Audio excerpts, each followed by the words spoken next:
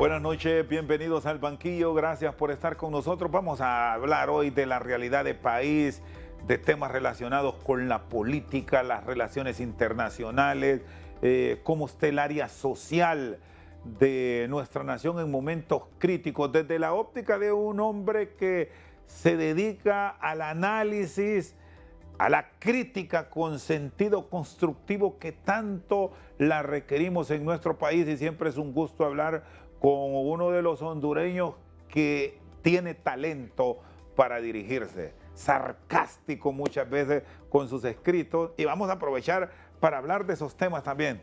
César Humberto Rodríguez. Exacto, mejor conocido como Indiano. ¿Qué tal, César? Bienvenido nuevamente. Siempre es un gusto hablar y de muchas cosas que previo a este diálogo que vamos a sostener nos ha hecho reír.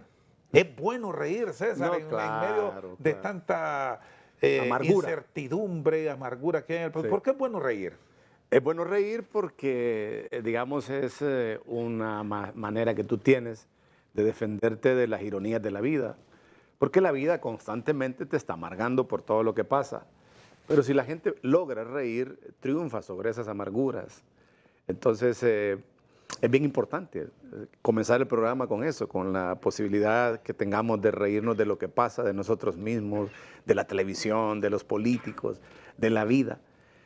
Al final del día, si logramos desarrollar esa habilidad, estamos como también cuidando nuestra salud, porque todos los médicos del mundo te van a decir que el que no ríe es más propenso a todas esas horribles enfermedades terminales que la gente padece. Al final del día, la salud es un tema de aprender a reír, aprender a conformarse, aprender a ser agradecido y aprender todas esas cosas que no se aprenden cuando la gente vive en ese afán. Y en este afán que tiene el país, cabe aquello que es de pueblo, río por no llorar. Sí, sí, sí. Porque también es bueno llorar. Es bueno llorar, exacto, también es bueno llorar. El problema es cuando ya la gente en su afán, ese afán tedioso de la vida cotidiana, no le permite ni reír ni llorar, lo cual es grave. Y cuando estamos en ese escenario, entonces, ¿cómo nos ubicamos?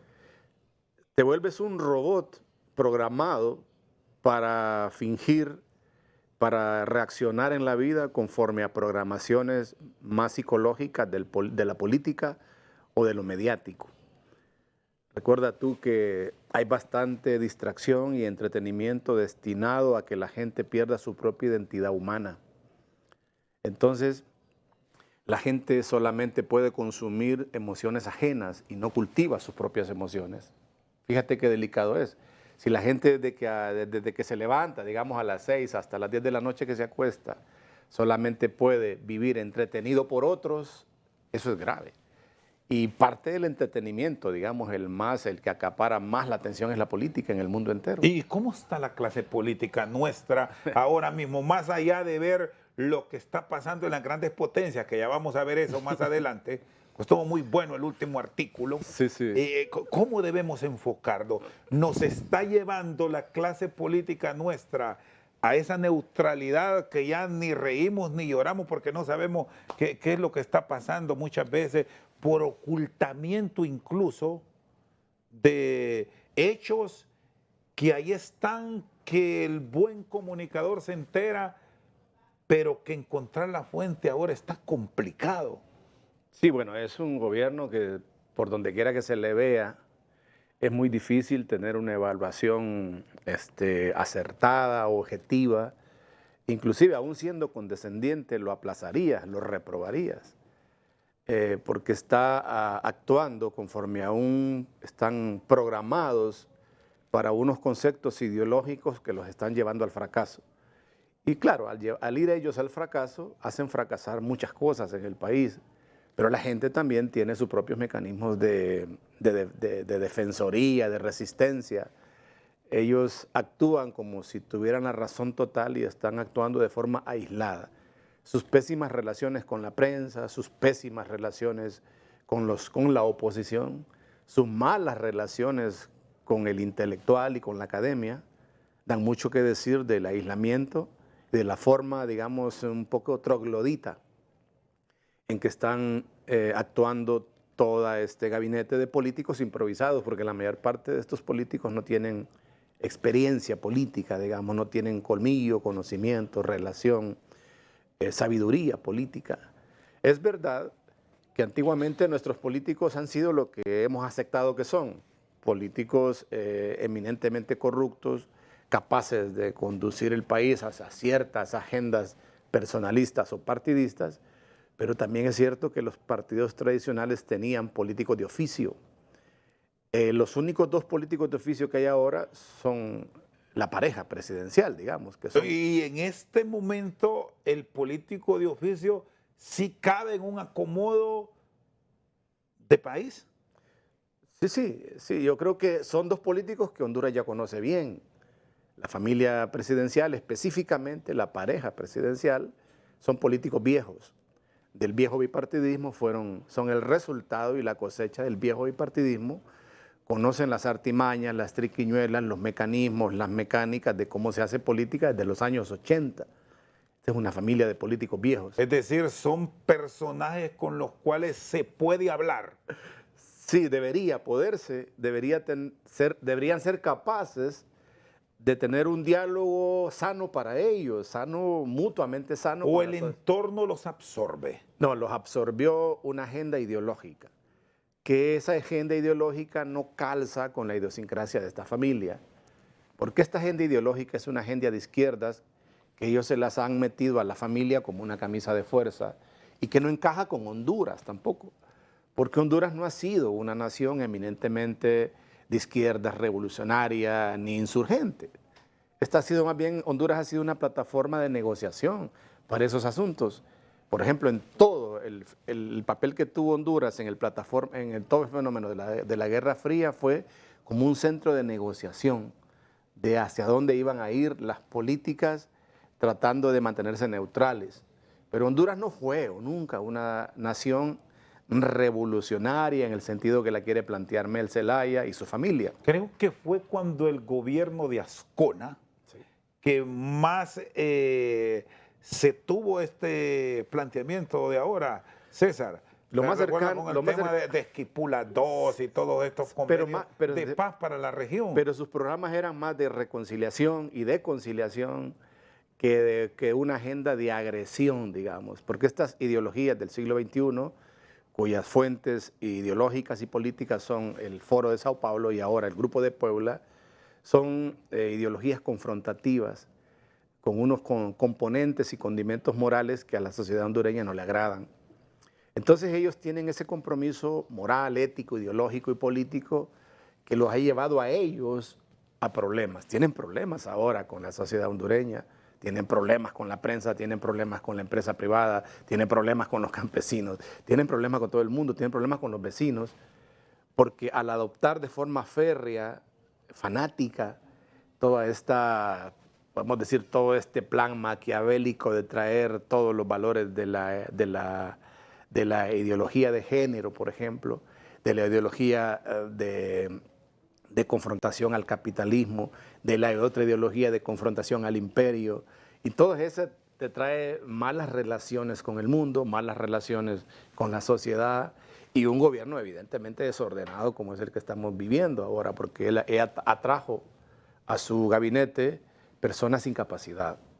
O sea, al final del día no importa qué ideología tengas, pero debes tener algún conocimiento y alguna capacidad de la administración de la cuestión pública, que no lo tienen sus cuadros, digamos. Y el tema de la meritocracia que tanto se habló y se planteó, y sobre todo pensando en allegados al actual gobierno, que no podemos desconocer, que son intelectuales. Sí. Pero una cosa plantean ustedes los analistas es tener un conocimiento y otro es la práctica dentro de la administración pública, y parece que ahí es donde no se genera compatibilidad. Siempre he preguntado, ¿hay tiempo para corregir de cara a este segundo semestre del segundo año de administración, o ya es complicado por el mismo pensamiento que priven ellos? Ya vendieron una imagen son casi 2 años, digamos, en diciembre, que va a ser pronto, se estará cumpliendo la mitad de este periodo de gobierno. y tú en 2 años tienes que tener el control inteligente, digamos, administrativo de algunas cosas. Por ejemplo, si yo te digo 4 cosas que están fuera de control en nuestro país y que pueden reventar por la parte que menos esperan, es la energía, por ejemplo. Vos podés jugar con muchas cosas, inclusive con el pan, pero no jugués con la energía de un país. Es una cosa que es una prioridad fundamental, toral de una nación. La otra cosa, la seguridad. La gente ya está harta, pero de verdad, de estar perdiendo sus hijos, sus maridos, sus mujeres, sus hombres. Este está relacionado con el otro, que es la inmigración. La gente tiene planificado todos los días irse de Honduras, no solamente la clase baja. Es que el proyecto de irse de Honduras está en todas las clases sociales. Por ejemplo, la clase media lo primero que hace es, en cuanto ve la oportunidad, saca sus hijos de Honduras, los sustrae de Honduras y los coloca en otro ámbito donde haya una garantía de vida para comenzar, de que van a vivir y no los van a matar, una garantía educativa, una garantía profesional. Eso es lo que hace la clase media. Y la clase alta, pues desde hace mucho tiempo lo hace sin necesidad de esperar que las cosas se descompongan. La clase alta desde hace 5 décadas está sacando sus hijos de aquí, los entrena en una universidad americana y regresan a ocuparse de las labores corporativas de su empresa. Cuando regresan. Hay otro escenario que ahora mismo se está manejando y que es delicado, y es que el talento humano de nuestro país se está quedando fuera. Sí, bueno, entonces yo te mencioné 3, pero no quiero dejar corto el cuarto, que es la comida. Es decir, cuando vos notablemente, eso no tenés que ser un experto en estudios del alza de los productos vitales como el huevo, la mantequilla, el queso, los frijoles, los granos, las menestras y todo lo que la gente usa para el diario vivir, que también es parte de una industria alimentaria popular. Es decir, no toques eso. Si vos mantenés esos 4 factores bajo un control administrativo, lógico, capitalista, que funcione, pues lo demás lo puedes ir negociando. Eso no es negociable. Entonces tú tienes un desastre a año y medio de gestión en todos esos campos que son delicados todos. Los que te mencioné son todos delicados. Entonces, ¿qué pasa? La misma gente que votó por ellas, que es un buen porcentaje de los votantes, de la masa electoral que ellos lograron entusiasmar, ya no tiene mucha esperanza en que se pueda corregir a 2 años. Y luego, si a esto le sumas que tienen un plan de continuidad un poco maquiavélico, de que van a continuar a 8, a 12, a 16 años tratando de traer el modelo de continuidad de Venezuela, esto puede reventar rápidamente. Gravemente para ellos. Yo lo estoy diciendo lamentablemente para ellos, porque hay una sociedad que los va a presionar y los va a llevar al abismo, al límite. Por lo tanto, si no corrigen algunas cosas básicas que son fundamentales, Chendo, la garantía de que este gobierno sobreviva a sus 4 años es bien baja. Muy bien, está con nosotros el escritor y analista nacional César Humberto Rodríguez. César Indiano con nosotros al banquillo. Pausa, ya regresamos.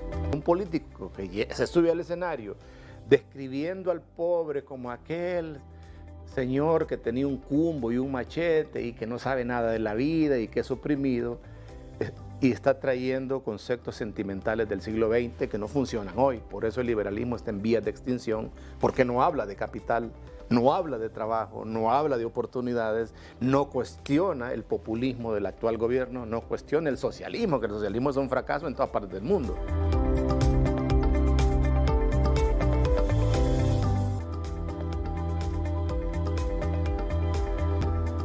Seguimos al banquillo con César Indiano. ¿Y el papel de la oposición? ¿Cómo lo revisamos ahora mismo? Porque primero los liberales, hablando de política, partido bisagra que busca surgir como en los buenos tiempos, inicios de los 80. Bueno, ese es ¿Está a tiempo? No, es un partido en vías de extinción porque no son capaces de leer la realidad nueva. Entonces ellos quieren venir a hacer política en el siglo XXI con unas actitudes y con unos conceptos del siglo XX. Entonces necesitan que hayan líderes de los partidos que lean las situaciones de hoy. Venezuela, Estados Unidos, China, economía. Siguen creyendo, por ejemplo, en el concepto pueblo pobre contra ricos que nadan en dinero. Eso es mentira. Ese es un concepto que cayó. Es un concepto completamente superado en política. ¿Por qué? Si tú te fijas bien y haces un poco de sociología, el joven de hoy es altamente capitalista y conservador. refiero al pobre de hoy. O sea, el pobre de hoy, debido a la cantidad de información que llega a sus manos a través de los teléfonos, que es canasta básica para él, para un pobre de hoy, por ejemplo, hoy, siglo XXI, la conexión a Internet es canasta básica. No son los frijoles, no es el maíz, sino tener la conexión. ¿Para qué? Pues yo no te voy a decir para qué. Pero al tener información de primera mano en sus manos, valga la redundancia, este pobre se vuelve capitalista y se vuelve conservador. Es decir, la razón por la que esta masa grandísima de gente migra a Estados Unidos es dinero.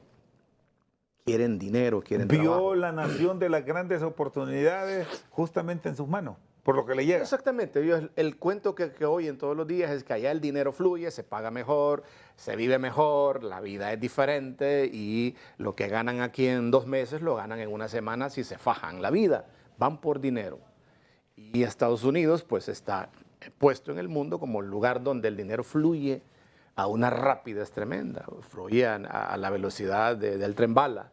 No es como estos países donde el dinero no fluye. El dinero Se sigue viendo como la tierra prometida de inicios de la humanidad, claro. Estados Unidos ahora, César. Claro, pero antes de entrar en esa parte, ¿qué es los Estados Unidos? Realmente te diría entonces que un político que se sube al escenario describiendo al pobre como aquel señor que tenía un cumbo y un machete y que no sabe nada de la vida y que es oprimido, y está trayendo conceptos sentimentales del siglo XX que no funcionan hoy. Por eso el liberalismo está en vías de extinción, porque no habla de capital, no habla de trabajo, no habla de oportunidades, no cuestiona el populismo del actual gobierno, no cuestiona el socialismo, que el socialismo es un fracaso en todas partes del mundo. Pero esto complementa con lo que me pregunta sobre qué es Estados Unidos. Estados Unidos es difícil que pierda la supremacía económica que tiene por cuanto ahí es la sede de las 1000 compañías más ricas del planeta, comenzando por las compañías de telecomunicaciones, de las cuales tienen el monopolio planetario, espacial, digamos. Es muy difícil que un país con esos ingresos, por esos conceptos, por esos servicios, quiebre. Y luego están las otras, las actividades agroindustriales americanas, las tecnológicas, las educativas, inclusive las religiosas. La movilidad económica de esa nación es inmensa. Lo cual no quiere decir que los Estados Unidos no deba dinero y no tenga problemas. Por supuesto que sí los tienen y por supuesto que sí deben dinero. O sea, ayer estaba viendo el dato de los billones que los Estados Unidos debe, dicen los teóricos y los economistas, a China. Pero eso es bagazo para los gringos porque los gringos mantienen la supremacía de esa nación que son a base de que son los dueños de las patentes mundiales del comercio y la economía más poderosas del planeta. Bueno, ya vamos a ir a detalles de eso. Vamos a quedarnos con los partidos políticos porque sí me interesa el análisis de los grandes mercados. ¿Se pueden recuperar los liberales en medio de esta gran coyuntura que se está dando para un partido histórico del cual emergen las otras 2 fuerzas políticas ahora grandes? El Partido Nacional es raíz liberal.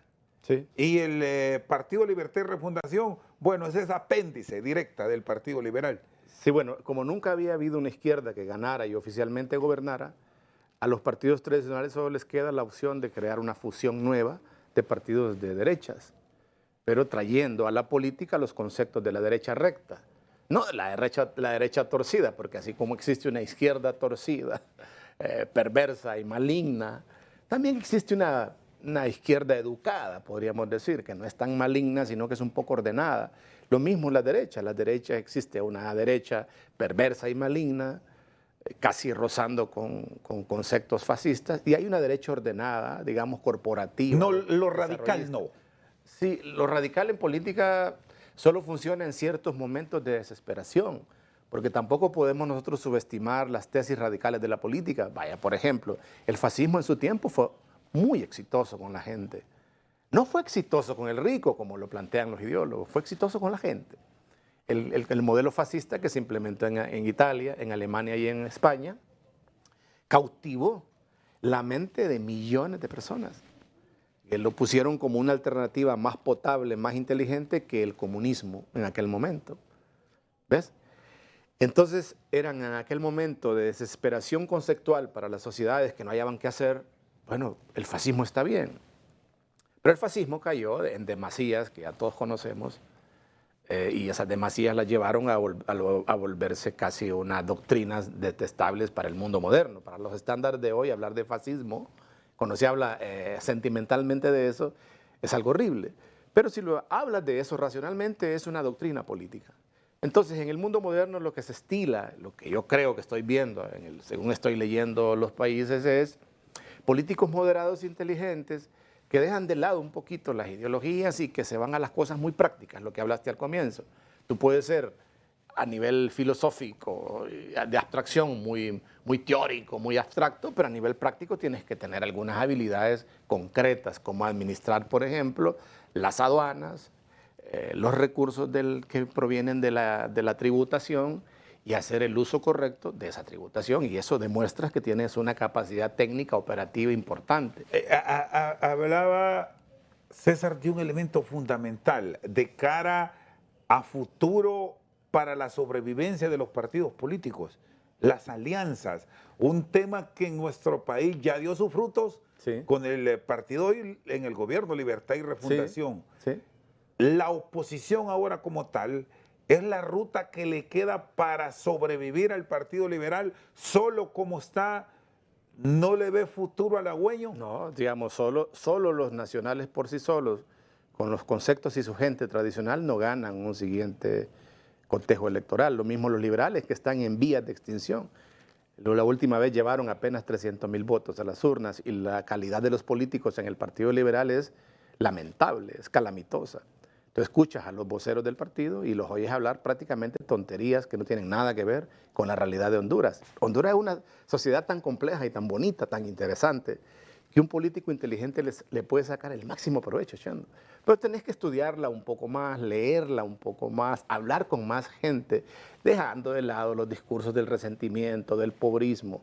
Porque los discursos del pobrismo los levanta todo aquel que quiere hacer política por la vía fácil. Tú te subes a la tribuna y le dices, ¿qué digo? Di que vas a castigar a los ricos y que vas a salvar a los pobres. Ese mensaje ya no va a calar en los próximos comicios, sobre todo con ese enorme masa electoral que ya no la debemos pensar en función de los adultos, de los que ya pasamos los 50 años, sino por esa franja entre los millennials y centennials que ya votan. Fíjate que van a votar hasta los de 35, 40 años, que también son ahora hombres y mujeres de tecnología. Fíjate, Chendo, qué interesante lo que acabas de decir. Nosotros somos más o menos contemporáneos. Es difícil que alguien como Chendo, que alguien como Indiana o un político le llame la atención. En primer lugar, porque vos sos un hombre exitoso de los medios, que es muy poco lo que esperas de un político. O sea, ya es un hombre realizado, que hiciste tu profesión, que tenés tus ingresos y en caso de que pasara algo muy grave, tendrías oportunidades en otras cosas. Lo mismo yo. Haciendo una carrera literaria cuesta arriba, no estoy tan mal, pues decir, he logrado abrirme caminos, accedo a trabajo, he demostrado que soy profesional de las letras y no es muy poco lo que yo espero de un político. Prácticamente, si me dijeras qué espero de un político, en mi caso, no sé si sería el tuyo, yo te diría nada. No, si ahora mismo por lo que conocen de César, ¿te ofrecen un cargo político a futuro? No, dependiendo de... Alcaldías, diputaciones, porque... Vaya, por ejemplo, hablemoslo realmente esto. Yo tengo una visión de la vida liberal en el sentido de que creo en la libertad económica, política y cultural. Pues obviamente que sería hipócrita de mi parte que un partido de izquierdas y encima de izquierda carnívora como el que gobierna Honduras me ofrezca un puesto a mí y yo eche a la basura todos mis preceptos y mis conceptos como ciudadano. Es muy probable que yo pueda ser útil y servir en algún cargo público, pero no lo veo así tampoco. En caso de que un gobierno liberal, con mis ideas de libertad económica, libertad política, libertad cultural, desarrollo de la economía, de respeto a la propiedad privada, se plantee en el país. Pero ese no es el discurso de los liberales y mucho menos de los nacionalistas. En esencia, nacionalismo, liberalismo y los que están son lo mismo, que es el uso del Estado como herramienta para el autoenriquecimiento, manejando los dos viejos conceptos del pobre arriba, del pobre abajo, como excusa para robar, y manteniendo unas relaciones más o menos potables con la gente poderosa. pues eso no funciona y eso no es ninguna novedad, eso no sirve, no hace que la sociedad avance. Pero hablemos ya de nuestros hijos. ¿Cómo llamaría un político la atención de nuestros hijos? Te voy a hablar de los míos. Por ejemplo, es tan sencillo llamar la atención de mis hijos, que tienen 23, 21 años, con solo que un político hablara de carros, por ejemplo. Fíjate bien que el tema de mis hijos son los coches, los carros. Vos te pones a hablar de carros con ellos y amaneces. Entonces, para ellos no existe otro tema que no sea más importante que la tecnología automotriz, que los carros, que las marcas están pendientes de esta cosa que llaman la Fórmula 1, de los que ganan la Fórmula 1. Entonces ellos me preguntan un día, ¿este país no tiene un político que alguna vez se le ocurra hacer una superpista para que los jóvenes corramos nuestros carros modificados? No. No, porque son monodiscursivos, tienen una mente monolítica en la que solo pueden abordar un solo tema, pobres contra ricos, no existe otra cosa. Con las famosas 3 temáticas, más educación, más salud y no sé qué más. Infraestructura, siempre. El político es tan esquemático, tan pobre en su mentalidad, tan limitado en su mundo, que ni siquiera saca provecho de todas las posibilidades que tienes tú de llamar la atención de la gente y no tratarla solo como miserable. Mis hijos lo que te están pidiendo no es que les des comida, que no lo vas a traer a mis hijos con que le digas, mira, los hijos de indianos se pueden poner en una fila porque voy a dar una bolsa de comida, pues obviamente que no se van a poner en esa fila. Pero si hablas de temáticas como las que te digo y otras miles de temáticas que hay, empezás a llamar la atención de la sociedad sin verla con ese tono despreciativo con que el político ve a la sociedad. Muy bien, está con nosotros César Humberto Rodríguez, César Indiano al banquillo. Pausa, ya regresamos.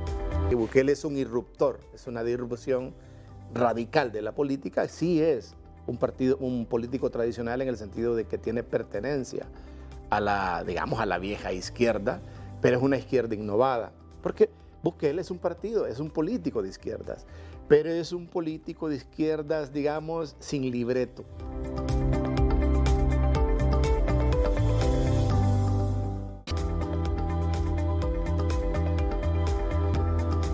Seguimos al banquillo con César Indiano. Nos quedan partidos emergentes y que han sorprendido.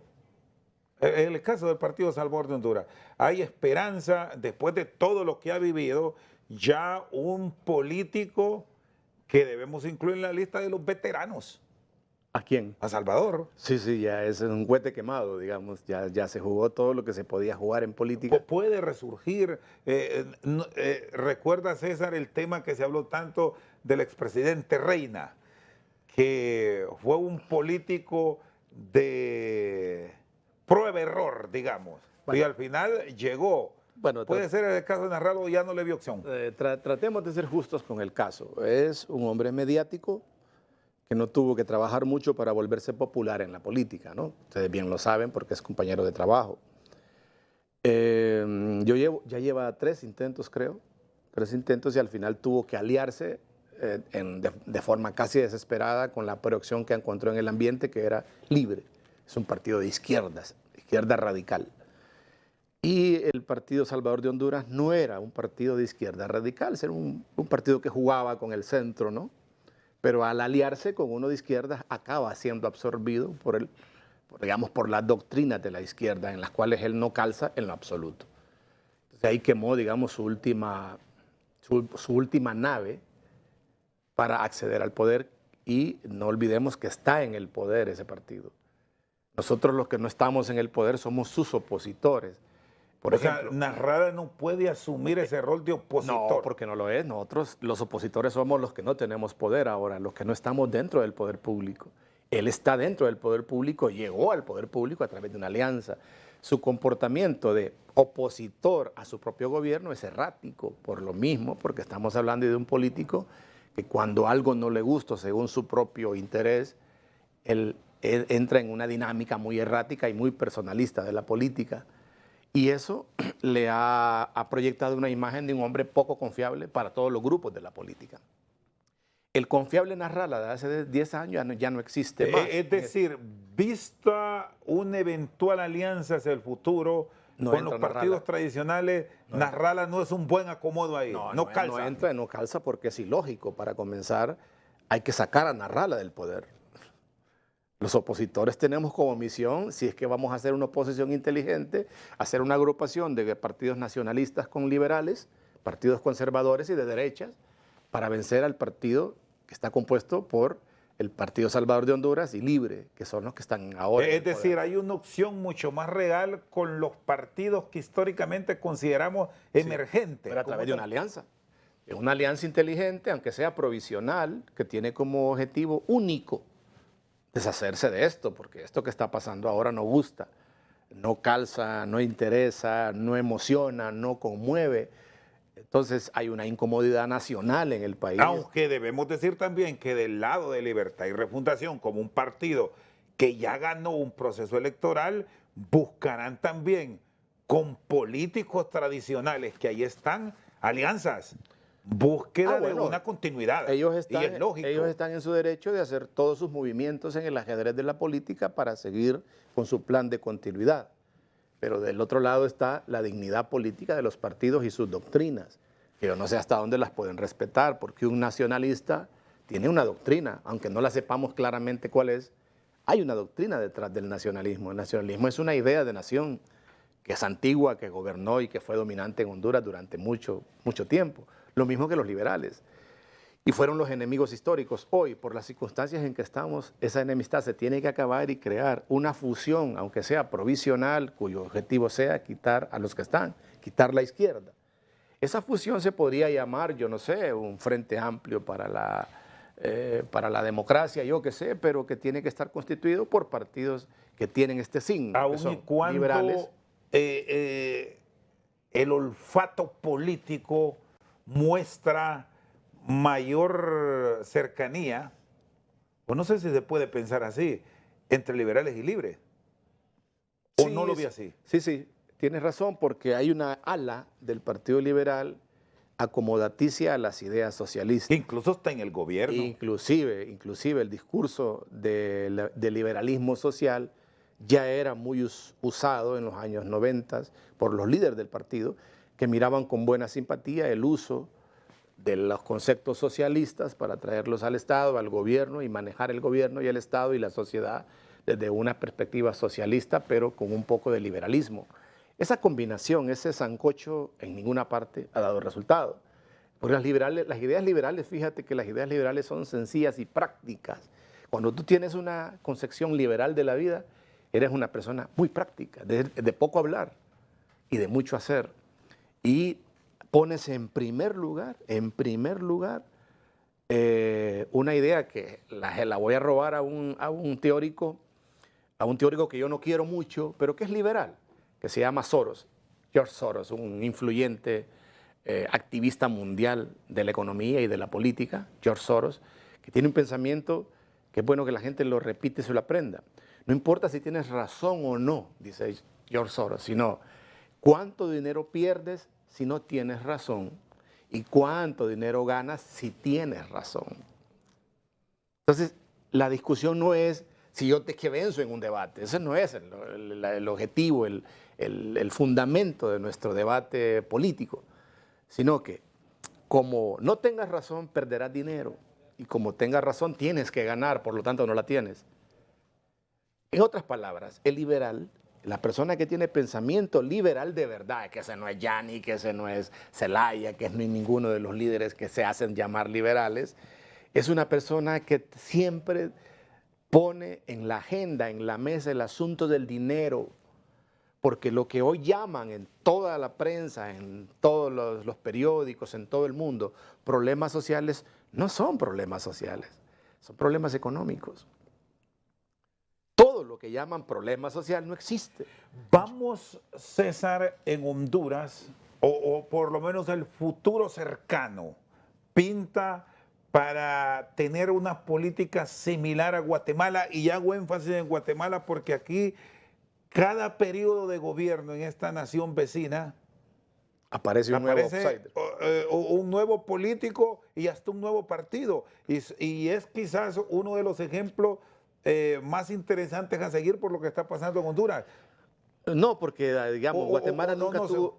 Guatemala nunca tuvo una consolidación ni una tradición partidaria, como si nosotros sí la tuvimos desde el comienzo. Pero ya eso se rompió con Libre, y si los partidos que históricamente por décadas gobernaron no se ponen de acuerdo en líneas de pensamiento, podemos ir por esa ruta. Podría surgir una ruta de la improvisación y la innovación permanente de la política, donde los partidos no son para siempre. Que para una economía decadente como la nuestra es fatal. Sí, lo que me estás diciendo yo es que los partidos ya no serían instituciones para siempre, ni consolidadas, sino que cada vez que se aproxima una disputa electoral se forman organizaciones de acomodo. De acomodo, y se gana, y se gobierna, y se deja, y se crean nuevas, que es lo que ha pasado más o menos en Guatemala.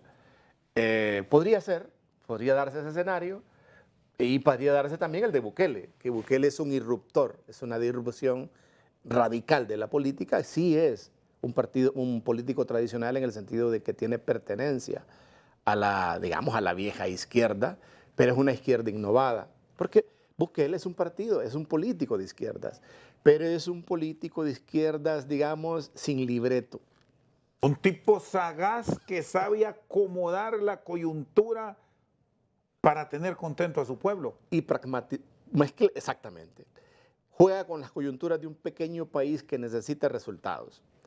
Y como sabe que todas estas doctrinas y teorías de las izquierdas son demasiado abstractas, demasiado inmorales, demasiado incómodas, él se va por asuntos eminentemente prácticos, como por ejemplo atrapar a todos los criminales y llamarles criminales. Son criminales que los encierran en un sistema penitenciario que es funcional y va por etapas. En la primera etapa creo que él logró su cometido, que era el control casi total de la delincuencia en El Salvador. Ahora va por el otro cometido, que es más interesante, que es la delincuencia política. Para eso él tiene, por ejemplo, que reducir el sistema tradicional del Estado salvadoreño a la mínima expresión. Ahí se va a meter ahora con la clase política. Algo así como que debo limpiar mi camino para que el obstáculo que tengo en esta ruta de continuidad, sí, que por cierto la ha criticado, sí, pero la ha acomodado, sí, ya no estarán. Es una dulce, digamos, la ha dulcificado la continuidad de él, porque al final del día solo tiene la opción de ser un autócrata. No tiene otra opción. Es decir, no existe una renovación de cuadros, porque Bukele no está trabajando en una filosofía política para dejar que los cuadros, no está trabajando en doctrinas también, para dejar que los cuadros que lo van a suceder continúen con esta visión y con esta doctrina práctica del Estado. No va a continuar. En caso de que él termine, ya sea porque lo quitan, porque lo matan o por lo que pueda pasar en política, puede pasar de todo, El Salvador puede quedar inmersa en un tremendo caos. Esa es la desventaja de trabajar con la política de una visión mesiánica, donde todo lo bueno que se hace lo hace un hombre. Eso no está bien. Esa no es la opción. ¿O deberá ir trabajándose ya dentro de la estructura de nuevas ideas en buscar un sustituto, o por lo menos alguien que le hará compañía, no digamos para aprender, para ir conociendo de la administración? Es que fíjate que hombres como Bukele no tienen sustituto. Son casos excepcionales del sistema político. Son figuras mesiánicas, especiales, casuales, que salen una vez cada 100 años en la política. ¿Y le puede pasar eso a Honduras de repente en este momento histórico que se vive, que aparezca alguien? Yo le digo a la gente, nosotros tuvimos un loco antes y lo desperdiciamos. Antes de que apareciera Bukele tuvimos nuestro propio loco, pues, en el sentido simpático de la palabra, porque generalmente la gente que irrumpe tiene que tener un poco de locura. Esa locura fue con la que se levantó Nasrallah hace 12 años. Una locura que venía de un outsider, un hombre de origen palestino, que habla el inglés. Se parece mucho al perfil de Bukele, pero nuestro loco lo desperdiciamos, digamos. Se quemó, diríamos. Nuestro loco se agarró llamas el solo. Sí. En el lenguaje político nuestro. Se quemó por sí solo. Las circunstancias hondureñas eran más difíciles y más complejas, porque hay instituciones tradicionales y grandes, que es el Partido Liberal y el Partido Nacional. No hay que subestimar esas fuerzas que vienen de casi 150 años de estructura, organización. Con zorros, diría alguien, con tigres. Zorros experimentados en el tema del manejo de las cuestiones públicas. Y también lo que sucedió, este es un acápite, es algo aparte, con el papel de los gobiernos militares, que fue casi de 20 años, que digamos, de algún modo cambió las reglas del hacer político en Honduras, y estos episodios de la política no eran muy conocidos por el outsider que apareció acá. Entonces, él se fue quemando solo y otros también lo fueron quemando. No tenemos la posibilidad de ese loco imaginativo que nos saca de la modorra de toda la vida para hacer cosas distintas o diferentes. Muy bien, está con nosotros César Humberto Rodríguez, César Indiano al banquillo. Pausa, ya regresamos. Los derechos humanos desde la concepción del comunismo son incosteables e impagables. También llenan de arrogancia al ciudadano, de tal manera que el ciudadano cree que puede cuestionar al líder. Eso se suprime. Eso no existe. Ahí no existe la libertad de locomoción, la libertad de expresión, la libertad de opinión, la libertad de conciencia. Todo eso no existe. Es decir, la China no gasta un centavo en consentir ni en mimar ni en financiar derechos de nadie.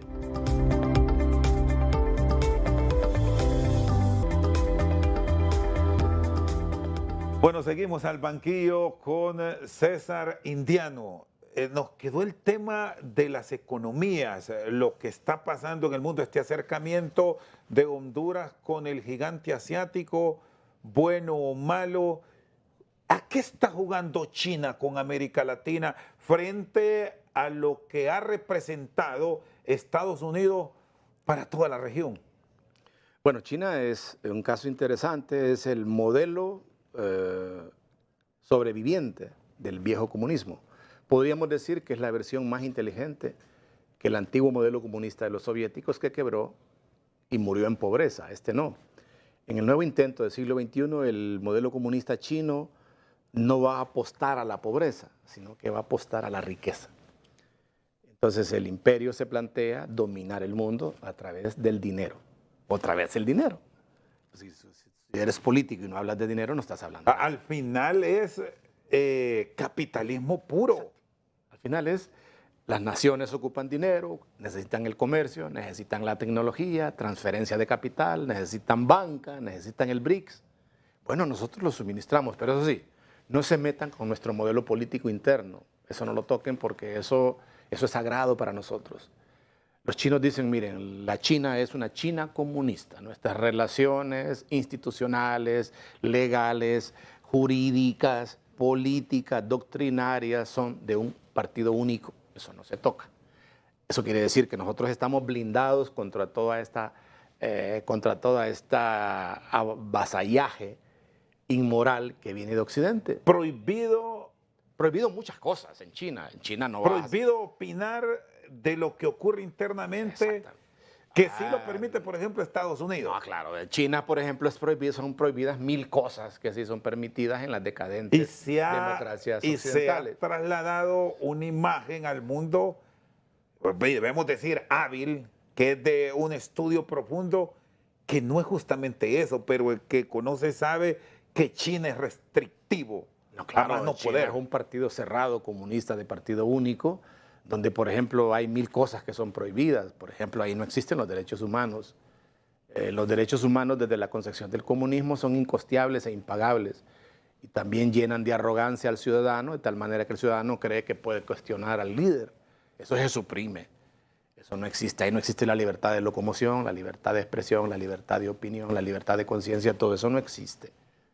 Es decir, la China no gasta un centavo en consentir ni en mimar ni en financiar derechos de nadie. Es un programa cerrado donde la fe en la decisión estatal es ciega y total.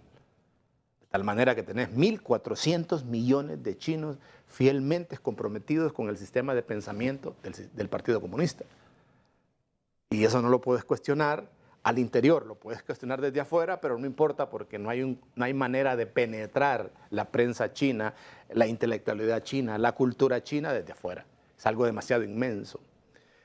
Y tienen, digamos, algunas cosas que podríamos llamarlas atributos morales que ya en Occidente no están. Vaya, por ejemplo, la promoción permanente de la homosexualidad. Como hagas eso en China, te matan. La promoción permanente del abortismo. Como hagas eso en China, te matan. La promoción permanente del casamiento entre mujeres, entre hombres y la creación de ese montón de géneros humanos, que es una perversión labrada y promovida en Occidente, eso en China no existe. Entonces, todas esas perversiones desde la óptica china no entran a ese país que se blinda contra eso. Y no solo a China, por eso es que la alianza de ellos es interesante con todos los países árabes y con todos los países y con la Rusia de hoy y con Turquía. Porque tienen unos valores, digamos, culturales históricos, patriarcales, para defender la cultura de estas naciones. Entonces China mira a Occidente como unas democracias pervertidas. Se ponen en una categoría moral más alta, aún siendo comunistas. Fíjate bien qué interesante esto. Siendo ellos los abanderados, los únicos abanderados modernos de un comunismo funcional, porque es funcional, porque es rico, también se colocan por encima de las demás naciones democráticas moralmente. Porque dicen en nuestro país aquí no se vienen a casar los hombres con los hombres ni las mujeres con las mujeres. Aquí las mujeres no deciden abortar una criatura solo porque se les ocurre. Es más, nos retrae a los principios de la humanidad de respeto. Claro, entonces dicen ellos que a través del comunismo y a través de este partido único, de la decisión unitaria y de la adoración y veneración del gran líder, se pueden conservar más fácilmente las tradiciones y la moral de la civilización china. Pero llama poderosamente la atención que en este trato con el mundo hagamos negocios o tratos mutuamente beneficiosos, no cuestionan acciones que ellos no permiten, pero sí van con su expansión. Es interesante. ¿Qué gana Honduras con este acercamiento al gran gigante asiático y el apartarse del histórico aliado Estados Unidos? Todas las izquierdas tienen casi como un deber moral odiar a los gringos, pero ese es un odio hipócrita, porque todas las izquierdas acaban siendo beneficiadas con toda la transferencia financiera, económica y de capital de los gringos. Y el negocio lo hacen con el mercado gringo. Exactamente. Por lo tanto, es un sentimiento hipócrita que los chinos lo saben y lo conocen, ese sentimiento. Estos, de labio para allá, dicen que odian a los gringos. Nosotros los odiamos de verdad y los queremos vencer en todos los planos. Entonces, las democracias nuestras son democracias hipócritas y falsas, en el sentido de que obtienen beneficios, réditos y dinero de sus propios enemigos, pero no son capaces de oponerse a ninguna de sus doctrinas jurídicas, institucionales o de expansión. Todo, por ejemplo, en Honduras, aquí en América Latina, a todo lo que los gringos dicen se le dice sí.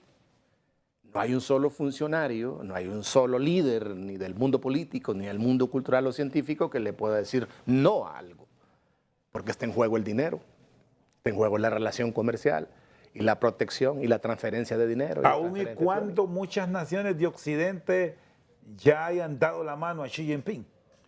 Se dan la mano porque, digamos, yo creo que la diplomacia china consiste en no meterte de forma directa con los valores que promueves dentro de tu sociedad, sino hacer relaciones contigo de carácter comercial y económico.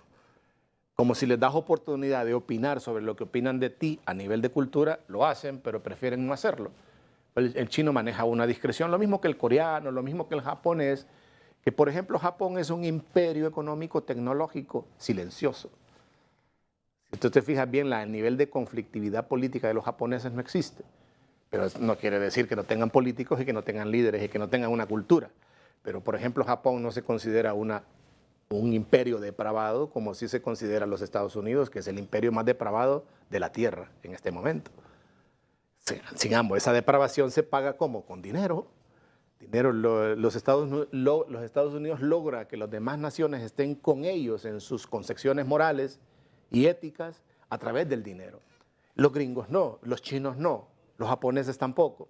Los japoneses te invaden tecnológicamente, pero no te traen valores retorcidos de su cultura, porque no los tienen.